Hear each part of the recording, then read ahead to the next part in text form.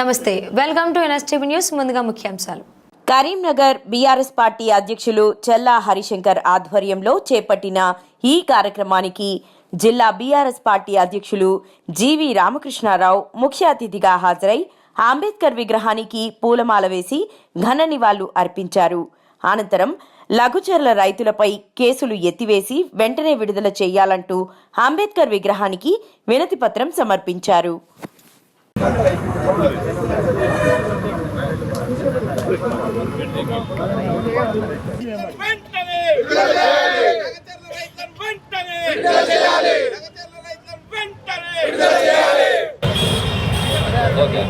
ఇదేమి రాజ్యం, ఇదేమి రాజ్యం, ఇదేమి రాజ్యం, ఇదేమి రాజ్యం, జై తెలంగాణ, జై తెలంగాణ. రైతుల పట్ల ప్రభుత్వం ఉండి వైఖరి, రైతుల పట్ల ప్రభుత్వం ఉండి వైఖరి, రైతుల పట్ల ప్రభుత్వం ఉండి వైఖరి. అంబేద్కర్ ఆశయాలను తెలంగాణ రైతులకు బేడీలా, తెలంగాణ రైతులకు బేడీలా, తెలంగాణ రైతులకు బేడీలా, తెలంగాణ రైతులకు బేడీలా.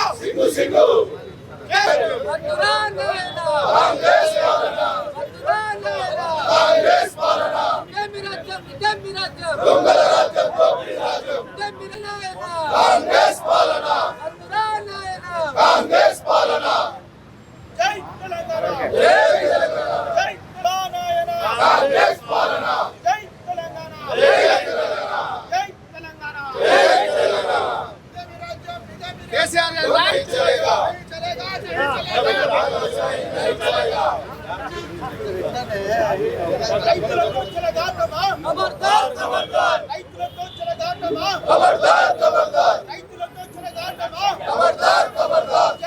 దొంగల రాజ్యం, దోపిడీ రాజ్యం, ఇదేమి రాజ్యం, ఇదేమి రాజ్యం, దొంగల రాజ్యం, దోపిడీ రాజ్యం. జై తెలంగాణ, జై తెలంగాణ,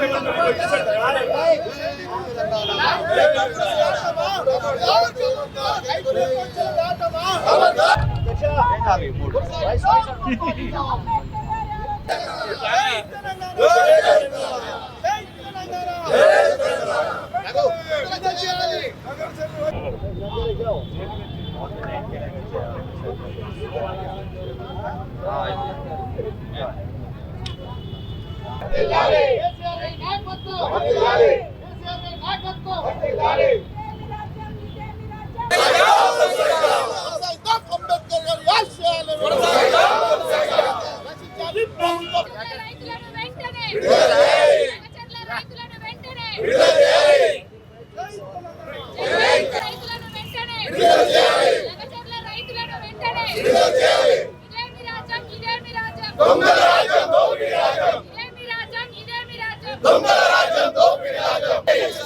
రైతుల పట్ల ప్రభుత్వం ఉండి వైఖరి, రైతుల పట్ల ప్రభుత్వం ఉండి వైఖరి.